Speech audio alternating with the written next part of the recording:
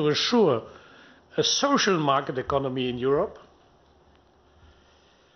we also need a social dialogue on the European level, and I repeat, a social dialogue on the European level, comparable to the social dialogue on national levels.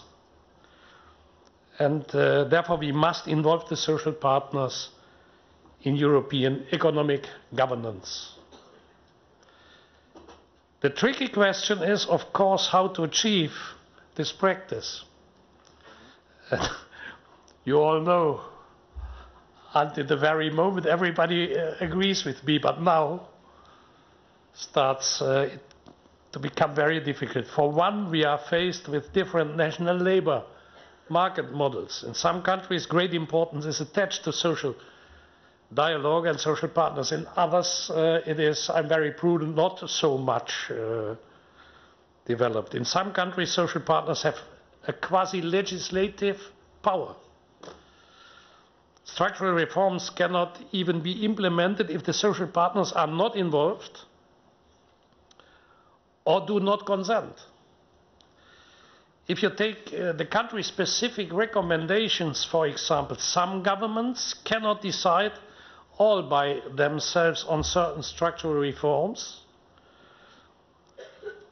raising, for example, the retirement age or changing wage indexation mechanisms. In other cases, a major social dialogue hardly even exists. This has a very practical implication for economic governance. Another issue is the autonomy of social partners. For instance, can social partners organized at the EU level commit social partners on national level to structural reforms? Point we have to discuss. I'm sure Ms. Segol and Mr. Bayer will, in the discussion today, present their views on that, and I'm looking forward to the proposals coming out of your conference on how to solve these problems in practical terms. By one reason, the 5 presidents of the institutions, Juncker, Draghi, Dijsselbloem, Tusk and myself, will start to make proposals about the new structure of economic governance. And I know that Jean-Claude Juncker will conclude the conference, and as he always more or less repeats what I say, I ask you nevertheless to stay until the end. In that point, Juncker and I agree entirely.